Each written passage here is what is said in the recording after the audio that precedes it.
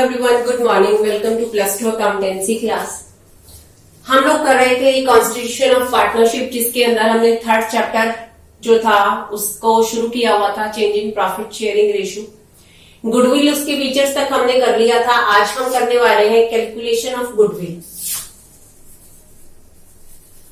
Calculation of goodwill, goodwill को calculate करने के कौन कौन से मेथड है।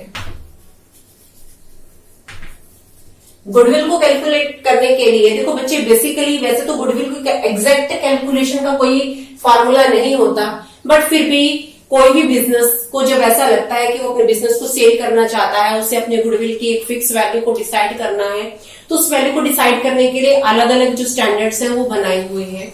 तो उन स्टैंडर्ड्स के अंदर हमारे पास 3 बेसिक मेथड है जिनको यूज किया जाता है गुडविल की वैल्यू को कैलकुलेट करने के लिए। फर्स्ट आता है अपने पास average profit method. Average profit method. दूसरा मेथड आता है super profit method.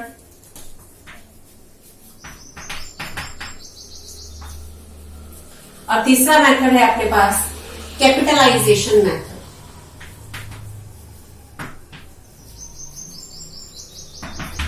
Capitalisation method. आज हम इसमें से जो फर्स्ट वाला मेथड है इसे डिस्कस करेंगे, एवरेज प्रॉफिट मेथड। एवरेज इस वर्ड से तो हम अच्छे तरीके से फैमिलियर हैं, हमने +1 स्टैटिस्टिक्स के अंदर बहुत अच्छे से पढ़ा था। एवरेज क्या होता है? एवरेज होता है कि 3, 4, 5, 6, 8, 10 वैल्यूज को ऐड करके उनकी एवरेज वैल्यू को कैलकुलेट करना। तो एवरेज प्रॉफिट मेथड क्या होता है? गुडविल की वैल्यू। देखो बच्चे, हमने इसकी फीचर्स के अंदर ये चीज पढ़ी थी कि गुडविल किसी भी बिजनेस की जब होती है तो उसके जो प्रॉफिट होते हैं वो बढ़ रहे होते हैं। कोई भी बिजनेस जिसकी मार्केट में अच्छी गुडविल बनी हुई है, जिसकी अच्छी रेपुटेशन बनी हुई है, वो हमेशा ही अपने कस्टमर के अंदर एक विश्वास को कायम रखने में सक्षम रहता है। कस्टमर का क्योंकि उस बिजनेस में, उसके प्रोडक्ट में अच्छा फेथ बना रहता है तो वो पॉजिटिव रिस्पॉन्स देते हैं। तो कहीं ना कहीं गुडविल की वजह से बिजनेस की प्रॉफिटेबिलिटी के ऊपर भी डायरेक्ट इफेक्ट पड़ता है। तो यानी कि अगर बिजनेस मार्केट में प्रॉफिट कमा रहा है तो वो गुडविल की वजह से ही कमा रहा है। कि अगर बिजनेस प्रॉफिट कमा रहा है तो वो गुडविल की वजह से कमा रहा है। और इसी को बेस मानते हुए जो मेथड है वो यूज किया जाता है एवरेज प्रॉफिट मेथड, जिसके अंदर पिछले कुछ सालों के प्रॉफिट का एवरेज निकाला जाता है और उसको बेस मानते हुए गुडविल की कैलकुलेशन की जाती है। तो चलो इस चैप्टर को मेथड को हम शुरू करते हैं। एवरेज प्रॉफिट मेथड क्या है? अभी जैसा कि बताया कि एवरेज प्रॉफिट मेथड के अंदर पिछले कुछ सालों के प्रॉफिट का एवरेज निकाला जाता है और उसी के आधार पर हमें गुडविल की कैलकुलेशन करनी होती है। तो बहुत ही आसान सा मेथड है, लेकिन एक चीज का हमें ध्यान रखना है कि हम एवरेज प्रॉफिट निकालने के लिए जो पिछले 2 सालों के या 3 सालों के या 4 सालों के जो भी प्रॉफिट ले रहे हैं वो नॉर्मल प्रॉफिट होने चाहिए। नॉर्मल प्रॉफिट कि उनके अंदर कोई भी ऐसी एक्टिविटी इन्वॉल्व नहीं होनी चाहिए जो बिजनेस के रूटीन फंक्शंस से रिलेटेड ना हो। अब जैसे कि मान लो 2016 के अंदर किसी बिजनेस को, मैं वैसे एग्जांपल दे रही हूँ, 2016 के अंदर एक बिजनेस को 2 लाख रुपए का प्रॉफिट हुआ। 2017 के अंदर उस बिजनेस की फैक्ट्री में आग लग गई और फैक्ट्री में आग लगने की वजह से उसको प्रॉफिट 2 लाख रुपए से एक्चुअल में ज्यादा होना चाहिए था, लेकिन उस आग की वजह से अब उसको जो प्रॉफिट हुआ है वो हुआ है 10,000 रुपए का। सिर्फ 10,000 रुपए का प्रॉफिट हुआ और इस प्रॉफिट में 2 लाख रुपए की लॉस जो आग लगने के कारण हुआ वो इंक्लूड, मतलब माइनस किया हुआ है प्रॉफिट को कैलकुलेट। अब यहाँ पर देखो, ये जो आग लगने के कारण लॉस हुआ ये हर बार तो नहीं हुआ ना, ये कोई नॉर्मल एक्टिविटी तो नहीं है। तो नॉर्मल एक्टिविटी, क्योंकि बिजनेस के नॉर्मल फंक्शनैलिटी से ये चीज रिलेटेड नहीं है, तो इसके इफेक्ट को पहले हम प्रॉफिट में से एक्सक्लूड करेंगे, इसके इफेक्ट को हम पहले खत्म करेंगे। उस प्रॉफिट को हम पहले नॉर्मल प्रॉफिट, अगर ये आग ना लगती तो बिजनेस को प्रॉफिट कितना होता? 10,000 तो उससे अब हो रहा है, फिर 2 लाख रुपए का और हो जाता, यानी कि उसे 2,10,000 का प्रॉफिट होता। तो इसके इफेक्ट को हम खत्म करके, यानी कि एक्चुअल में यहाँ पर 10,000 का प्रॉफिट नहीं लेंगे, 2,10,000 का प्रॉफिट लेंगे। यानी कि हम प्रॉफिट को जब लेते हैं एवरेज निकालने के लिए, वो प्रॉफिट ऐसा होना चाहिए जो बिजनेस के डे टू डे रूटीन के फंक्शन से रिलेटेड हो। ऐसा प्रॉफिट ना हो जिसके अंदर कोई भी एबनॉर्मल टाइप की एक्टिविटी इंक्लूड हो। तो इसके लिए हम प्रैक्टिकल क्वेश्चन शुरू करते हैं। देखो बच्चे, इलस्ट्रेशन नंबर 3 देखें आपकी बुक के अंदर। The total capital of the firm of Saurabh, Mohit and Nikhil was ₹1 lakh. Total capital हमको दे रखी है 1 लाख रुपए की। The net profits for the last 3 years वर, पिछले 3 सालों के प्रॉफिट हमको दे रखे हैं। 2013-14 का प्रॉफिट दिया हुआ है 40,000 रुपए का। 2014-15 का प्रॉफिट दिया हुआ है 46,000 का, और 2015-16 का प्रॉफिट दिया हुआ है 52,000 रुपए का। ठीक है। There was an abnormal loss of ₹3,000। Abnormal loss है 3,000 रुपए का, किसमें? 14-15 के प्रॉफिट में। एबनॉर्मल लॉस 3,000 रुपए का शामिल, एबनॉर्मल लॉस शामिल है, यानी कि इस प्रॉफिट में से ये 3,000 रुपए का लॉस माइनस किया हुआ है, और ये लॉस ऐसा लॉस है जो एक बार हो गया दोबारा कभी नहीं होगा, यानी कि रेकरिंग नेचर का नहीं है, बार बार होने वाला लॉस नहीं है। देखो बच्चे, अगर ये बार बार होने वाला लॉस होता तो इस लॉस को इस प्रॉफिट में से माइनस करना बहुत ही मतलब जस्टिफिएबल होता, सही होता। अब क्योंकि ये एबनॉर्मल लॉस है, 1 साल हो गया, दोबारा ये कभी होएगा ही नहीं, तो इसका बिजनेस की प्रॉफिटेबिलिटी पे इफेक्ट तो पड़ा है। तो ये जो प्रॉफिट है, ये प्रॉफिट इस एबनॉर्मल लॉस को माइनस करने के बाद आया है। तो अब इसे नॉर्मल बनाने के लिए हमें क्या करना पड़ेगा? जो एबनॉर्मल लॉस इस प्रॉफिट में से माइनस हो चुका है उसे इसके अंदर ऐड बैक कर दिया जाएगा, यानी कि अगर ये लॉस ना होता तो फर्म को 46,000 की बजाय 49,000 के प्रॉफिट होते। आगे क्या कहते हैं? Goodwill of the firm was to be valued at 2 years purchase of the average profit of the last 3 years. पिछले 3 सालों के average profit of last 3 years, पिछले 3 सालों के एवरेज प्रॉफिट के बेसिस पर हमें गुडविल की कैलकुलेशन करनी है। तो पहले तो हम इस प्रॉफिट को नॉर्मल प्रॉफिट बनाए, इसमें जो 3,000 रुपए का लॉस माइनस हो चुका है उसको हमने ऐड कर दिया, तो यानी कि अब ये प्रॉफिट हो गया 49,000 का। एवरेज प्रॉफिट निकालने के लिए हम क्या करेंगे? जैसा हमने स्टैटिस्टिक्स के अंदर किया था, टोटल ऑफ प्रॉफिट्स, यानी कि 40,000 प्लस 49,000 प्लस 52,000। 3 सालों का प्रॉफिट है तो इसे हमने 3 से डिवाइड कर दिया। इन तीनों को ऐड करके हमने 3 से डिवाइड करने के बाद वैल्यू आ गई 47,000 की। इसके बाद गुडविल की कैलकुलेशन कैसे करनी है, मैं उस लाइन को दोबारा से पढ़ रही हूं जो गुडविल की कैलकुलेशन के लिए क्वेश्चन में दी हुई है। Goodwill of the firm was to be valued at 2 years purchase of average profit.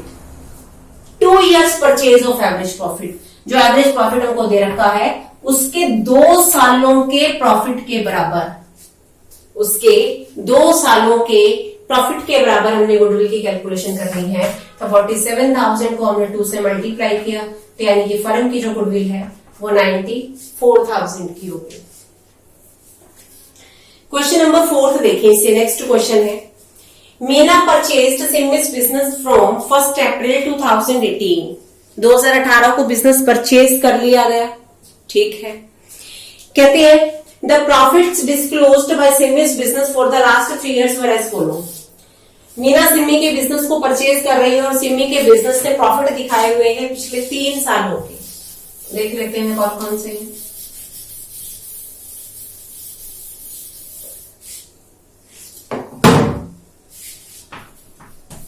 इकतीस मार्च 2016 का प्रॉफिट 40,000 रुपए का, ब्रैकेट में दिया हुआ है including and abnormal gain of 5,000। इस प्रॉफिट में 5,000 रुपए का एबनॉर्मल गेन शामिल है। ऐसा गेन, ऐसा प्रॉफिट जो बार बार नहीं होगा। जो प्रॉफिट बार बार नहीं होगा तो उसको हमने इस बार भी ऐड क्यों किया? इसे नॉर्मल बनाने के लिए एबनॉर्मल गेन को माइनस कर दिया जाएगा, तो यानी कि नॉर्मल प्रॉफिट रहेंगे 35,000। इसके बाद कहते हैं ईयर एंडिंग 31 मार्च 2017, प्रॉफिट है 50,000 का। After charging N abnormal loss of ₹10,000, इसमें से हमने 10,000 रुपए एबनॉर्मल लॉस के माइनस कर दिए। क्यों कर दिए भी माइनस? दोबारा से ऐड करो, क्योंकि वो लॉस बार बार होने वाला नहीं है, तो उस लॉस को हमने इसके अंदर एड बैक कर दिया। तो अब जो प्रॉफिट आएगा अपना ये नॉर्मल है 60,000 का। इसके बाद कहते हैं year ending 31 March 2018, 45,000 excluding 5,000 as annual insurance premium of firm's property now insured। Firm की प्रॉपर्टी का इंश्योरेंस करवाया गया और उसके लिए एनुअल प्रीमियम, देखो बच्चे बिल्कुल साफ साफ दिया हुआ एनुअल प्रीमियम, वैसे भी अंडरस्टूड है कि जब भी हम कोई इंश्योरेंस पॉलिसी लेते हैं तो उसका प्रीमियम हमें हर साल भरना होता है। तो अब क्योंकि ये जो खर्चा है ये बार बार होने वाला खर्चा है ना, हमें प्रीमियम की पेमेंट इस साल भी करनी पड़ेगी, आगे वाले सालों में भी हमें करनी पड़ेगी। ये एबनॉर्मल नहीं है, ये नॉर्मल रूटीन का खर्चा बन गया जब हमने बिजनेस की प्रॉपर्टी का इंश्योरेंस करवा लिया। तो इसमें इन्होंने बोला है कि एक्सक्लूडिंग 5,000, 5,000 रुपए इसमें शामिल नहीं कर रखे। तो नेचुरल सी बात है कि ये तो नॉर्मल एक्सपेंस बन गया बिजनेस का, नॉर्मल एक्सपेंस को तो प्रॉफिट में से माइनस होना चाहिए। Excluding 5,000 as annual insurance premium of firm's property now insured, कहते हैं कि 5,000 रुपए का खर्चा जो हमने फर्म की प्रॉपर्टी का करवा लिया, इंश्योरेंस करवा दिया, उसका 5,000 रुपए का प्रीमियम का खर्चा हमें हर साल पे करना पड़ेगा। अभी जो 5,000 रुपए का खर्चा ये तो हमारा रेगुलर एक्सपेंस बन गया, क्योंकि इंश्योरेंस हो जाने के बाद वो खर्चे की पेमेंट हमें हर साल करनी ही पड़ेगी। तो जो भी रेगुलर एक्सपेंस बन जाता है उस रेगुलर एक्सपेंस को हमेशा एवरेज प्रॉफिट में से डील करना है। हमेशा ध्यान रखना, दोबारा से रिपीट कर रही हूं, रेगुलर एक्सपेंस जिसको अभी तक हमने इनमें डील नहीं किया, ट्रीट नहीं किया, उसको क्योंकि रेगुलर खर्चा है वो हर साल हमें पे करना पड़ेगा। उस रेगुलर खर्चे को एवरेज प्रॉफिट कैलकुलेट करने के बाद ट्रीट किया जाएगा। तो यानी कि अब इस 45,000 में से हमने 5,000 का कुछ नहीं करना, टोटल प्रॉफिट निकालेंगे। टोटल प्रॉफिट निकालते हैं, तीनों को ऐड कर दिया हमने, 35,000 प्लस 60,000 प्लस 45,000, 1,40,000। एवरेज प्रॉफिट निकालते हैं। एवरेज प्रॉफिट कैसे निकालेंगे हम? 1,40,000 divide by number of years, 3 साल है अपने पास।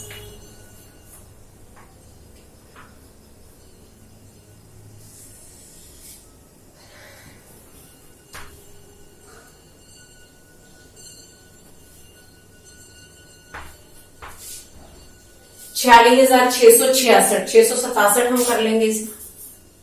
इतने रुपए का एवरेज प्रॉफिट। अब उस रेगुलर एक्सपेंस को हमें डील करना है। एवरेज प्रॉफिट में से इंश्योरेंस प्रीमियम के 5,000 यहां माइनस किए जाएंगे। तो माइनस करने के बाद एक्चुअल एवरेज प्रॉफिट आ जाएगा 41,667 और 2 इयर्स परचेज के लिए हम इसे 2 से मल्टीप्लाई कर देंगे और हमारी गुडविल की वैल्यू आ जाएगी। इसके बाद क्वेश्चन नंबर 5 देखें। स्टेटमेंट समझाऊंगी, क्वेश्चन आप लोगों ने अपने आप करना है।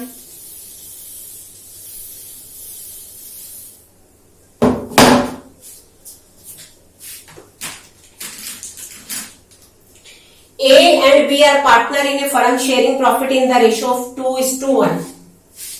A और B दो पार्टनर हैं, 2:1 के हिसाब से प्रॉफिट या लॉस को बांट रही हैं।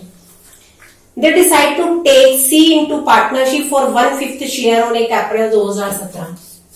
1 अप्रैल 2017 को वो C को शामिल करना चाहते हैं और C को प्रॉफिट का 1/5 शेयर देना चाहते हैं। ठीक है। For this purpose, goodwill is to be valued at 80% of the average annual profit।